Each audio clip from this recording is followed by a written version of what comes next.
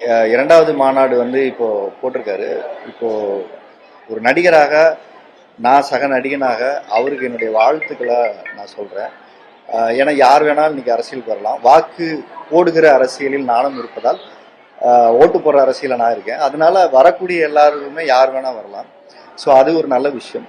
ஆனா வந்து ஒரு இடத்துல மக்களுக்கான நலத்திட்டங்கள், மாற்றங்கள் என்ன கொண்டு வர போறாங்க, என்ன செய்ய போறாங்கிறது எல்லாமே அவர்கள் என்னென்ன செயல் திட்டம் வச்சிருக்காங்கிற பொறுத்து மக்கள் யாருக்கு ஆதரவு கொடுக்குமோ அவங்க கொடுக்க போறாங்க.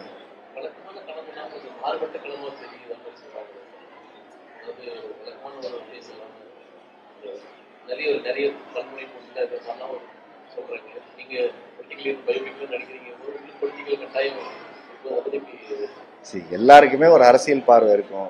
உங்களுக்கும் ஒரு அரசியல் பார்வை இருக்கும். நீங்களும் ஓட்டு போறாள் தான், இவரும் ஓட்டு போறாள் தான், நானும் ஓட்டு போறவர், இவரும் ஓட்டு போறவர் தான்.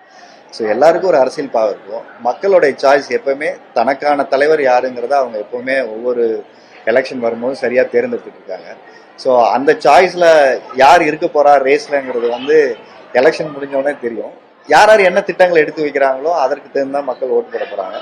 ஸோ அதனால எல்லாருக்குமே என்னுடைய ஆல் தி பெஸ்ட்.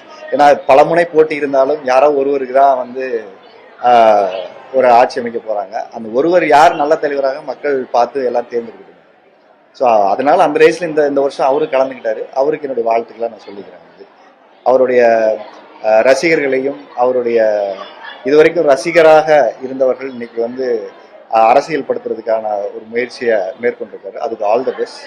அவர் ஒரு தலைவராக எல்லாத்தையும் சரியா வழிநடத்தி கொண்டு போகணுங்கிறது எல்லாருடைய எதிர்பார்ப்புமாவே இருக்கு. ஆக்சுவலா